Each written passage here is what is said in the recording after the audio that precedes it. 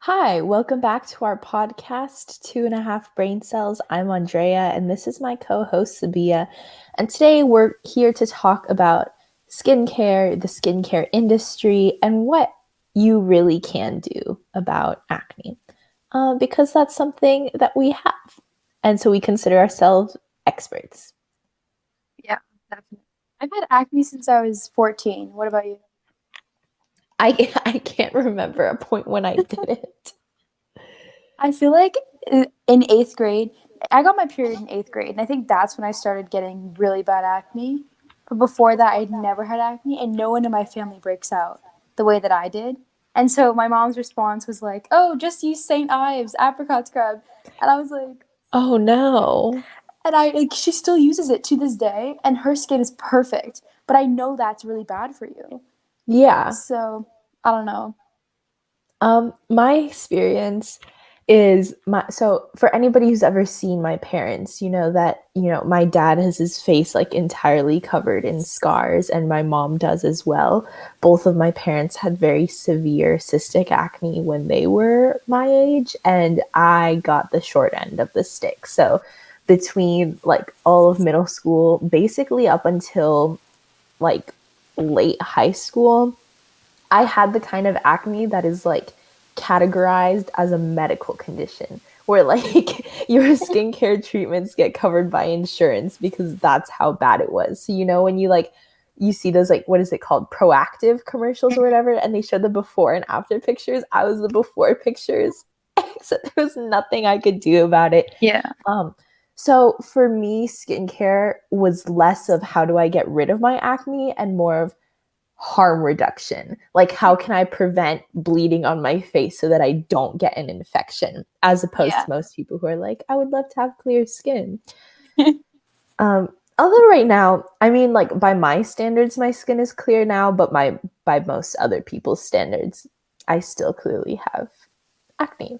So, Yeah. what are your thoughts on stuff people use, stuff people don't use, stuff people should use? Yeah. I feel like so it took me a long time to figure out what worked and what didn't work because I feel like no one has the exact like no one has the same skin type. And so Mhm. people would recommend things to me and I'd try them, but then obviously they wouldn't work. And so it took a lot of like trial and error for me. And I feel like people sleep on moisturizer. You got to moisturize your skin. Even if you Yeah. think your skin isn't dry, you have to moisturize anyway. And Especially using a water-based moisturizer. That's the important part. yes. Although the issue, okay, I'm so bad about this still, but I also have eczema on top of having super, super oily skin. So, like right now, when we're wearing masks, the skin that's like under my mask gets really, really dry. And in my moments of weakness, I have to put like Vaseline on my face, which I know how bad it is. You don't have to tell me that this is a terrible idea and I shouldn't be putting Vaseline on my face. But sometimes it's like, I would rather have acne than be like bleeding in like the Yeah. corners around my Yeah. nose. I was gonna say the masks definitely make my acne so much worse. I break Oh out yeah. now solely on my cheeks. And obviously there's not much I can do about that. But one tip someone told me was if you wash your mask with the face wash you use, it reduces the chance of getting acne. So if you have a reasonable That is one, really smart. yeah. It works pretty well. I tried it a couple times at my dorm and it worked. The only thing is it's hard to remember to do like before you leave the house and then you have to like wait for it to dry and stuff. But it works. So, but yeah, moisturizer, I feel like you have to like I guess read your skin well too. Like if you're using a cleanser or a toner and your skin's drying really fast, maybe don't use that too much. Hmm. Because I learned the hard way. I bought this like acne cream and it had benzoyl peroxide in it. And I didn't know that my skin would react badly. And the instructions totally said, like, be careful how often you use it or how long you use it until your skin gets used to it. But I didn't listen to that and I left it on overnight. And I woke up with like chemical burns on my face. I've definitely given myself chemical burns before. Yeah. So you definitely want to read the warning label on a lot of products because some work, but they're so strong that they can really hurt your skin as well. Hmm. For me, I feel like a big issue was like my mom growing up in Mexico did not have access to like the swaths of skincare creams and treatments and stuff that we have now. And so basically, her assumption is just if it's marketed as skincare, it must work for acne. And so she would, you know how at CVS they give you those long strings of coupons? Every time she would get a coupon for any sort of skincare thing, she would just buy it. And she would be like, well, it's on sale and it's cheap now and you're going to need it at some point. So like she would buy it. But now the problem is like in our bathroom cabinet, we have all of these things that I'm never going to use. So like face wash for dry skin or like Yeah. scrubs that like I would not even come close to putting on my skin Right. because I don't know what to do with it. So a lot of the time I'm just stuck using this like cheap stuff that might work, might not work just Yeah. for the sake of like, well, we bought it. So now we have Yeah. to use it. Exactly. I feel like once you have one that works, you just got to keep using it because the chances are you're not going to find one that's much better.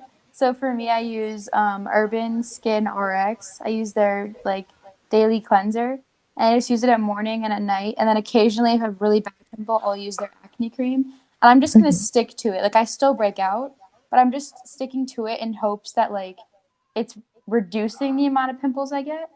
Because I feel like I also get stress acne, and in I college, I'm always yeah. stressed.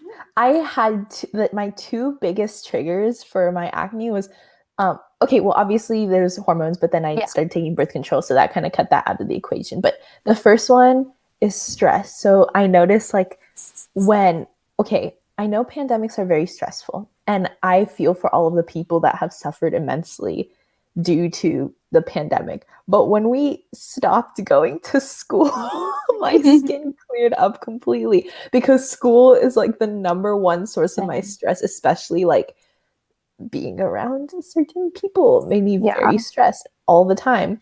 Um, and just like managing time and like I had a lot of responsibilities. And so once that was taken out of the equation, my skin got super clear. And then also like having college applications finish like once I got accepted into college that was like my number one source of stress for 4 years. So Yeah. that really helped with my skin. And then a number two thing is for anybody who works in a restaurant or in the food service industry, holy shit, it was so bad because like after I would come home, my dad he would tell me, he would be like, you smell like frying oil. And like I would wash my clothes or I would shower and wash my face and it sticks to your hair and skin. Like the oil that's evaporated from the fryer that's like inside the restaurant would stick to me and literally make my skin more oily and make my skin break out. And there like when I was working like longer shifts, I would go like that on my face and there would be like a layer of oil that I could like take off from my skin. So I'm not going to tell you to quit your job, but if you struggle with acne and you work in a fast food restaurant, maybe consider transferring to retail because Yeah. that would have helped me a lot. Yeah. I definitely think the stress thing and hormone thing are why I break up the most. And so it's really sad 'cause there's nothing I can do to like change those. So I just have to like deal with the fact that I'm gonna have acne for a long time because my dad is 45 and he still has acne. Yeah, So I remember being like 14 complaining about this to one of my friends who was like a couple years older than me and he was like, "No, Andrea, like this is just a puberty thing. You're going to outgrow it. Like it's okay." yeah. But I'm not going to outgrow it. It's Same. genetic. Um Another issue that I find with like the skincare industry is this like obsession with having clear skin or like having perfect skin. And in my opinion, I feel like as long as you, one, it's like not a medical issue. Like for me, it was like because I was always bleeding and I had like open wounds on my face, I was more like at higher risk for getting sick or getting an infection or something like that. And the second thing is it was physically painful. Like I would touch my face like that and it would like hurt me. But Yeah. as long as you're not at that point, there really is nothing wrong with having acne. It's like not different from having like freckles or having, you know, I don't even know what other people like Like having a mole or skin something. spot. Yeah. Yeah. So like I feel like I also don't want to border on the point of being like, oh, what are all the ways to get rid of your acne because there's like nothing wrong with that. Like there's nothing Yeah, wrong with being fat, there's nothing wrong with being short, there's nothing wrong with having sunspots. Like it's just part of your body and part of your skin. that's definitely true. And I feel like when I was younger, I didn't really understand that because Yeah. everyone you look at on Instagram or whatever doesn't have acne. And so I was always really upset about it. But I think as you get older, you learn, especially now that we're wearing masks all the time. I Hmm. don't even see the point in trying to cover up acne with makeup or anything because Yeah. it's a part of like who you are. And us human beings, we get acne, and you just have to like normalize that. And I feel like maybe it's because my parents are brown or whatever, but my mom hates that we have acne. She's constantly Hmm. getting mad at my brother for not washing his face and stuff. But I'm like, it's a part of like life. You just have to deal with it. You can't just get rid of it. Yeah, it's definitely a generational thing. I feel like my Hmm. mom I think might still have like some of those insecurities that she had when she was a teenager and her acne was almost as bad as mine was. And so like she would see me or she would see my sister now and she gets like very frustrated to the point where she would take those like benzoyl peroxide creams and like put them on my face and I would cry and I would be like this is burning my face and she'd just Yeah. be like just fan yourself and now I see my sister going through that same stuff like my mom will force her to put the creams on her face and my sister will be crying and she'll be like it's burning me, it's burning me, and I'm Yeah. like stop it, you're not supposed to, if it's burning you're not supposed to keep putting it on her face, she's going to get chemical burns. And I was like no, but she has acne. And it's that like cognitive dissonance of being Yeah. able to distinguish between what is a medical condition and what is simply cosmetic that can also cause like not just physical harm and scarring but also like psychological and Yeah. like self-esteem issues, especially for Yeah. girls. Yeah, definitely. I feel like your parents are supposed to be the positive influence in Yeah, your life. your parents So, are supposed to be like, no, you're beautiful no matter what. yeah, I know You just did exactly. not get that. Exactly. Shifting directions. I swear this is not an ad. I'm not being sponsored. But Neutrogena's Hydro whatever moisturizer that's like it comes in Hydrolonic like a acid, it comes in like something a like blue that. container. I think it's Bro, hydrolonic something. It's so good. it's fantastic. My dad bought it for me in bulk at Uh-huh. Costco. And yeah, I think I used like the whole thing. It was in like a bunch of different containers. And 10 out of 10, if Yeah, I could it's called recommend that to every single person in the whole world, I would. it's Neutrogena Hydro Boost gel cream. It's so good. I like had that before. It's at Costco. It's so good. Oh, yeah. And then what else? I have like an emergency tea tree oil thing for when my skin is like breaking out Oh to the yeah. point where it's like painful. And then um what else? My regular, so I put sunscreen in the morning. It's like a sunscreen that's mixed with a Yeah. moisturizer because I'm like terrified of the sun and of skin cancer. Everybody should wear sunscreen, by Yeah, the way, whether you facts. have acne or not. Oh, another myth is that wearing sunscreen causes your skin to break out. And if that's happening, that's literally just because you're using the wrong sunscreen. And that is not an excuse to not wear Yeah. sunscreen. So everybody should be wearing sunscreen all the time. Even if you're brown, even if you think that you don't get sunburn, you still need to wear sunscreen because people of color have the highest rates of skin cancer. So protect yourself. And what else? Oh, and then at night, I have like the Neutrogena acne whatever moisturizer. And I use that one. I Sometimes Vaseline if I'm desperate. Yeah.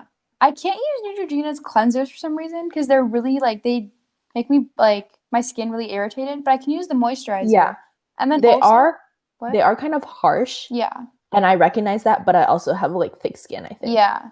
For me, like I think my skin is sensitive because people say, "Oh, I have Yeah, normal dry." I think mine is sensitive, and so it's I definitely yeah. sensitive.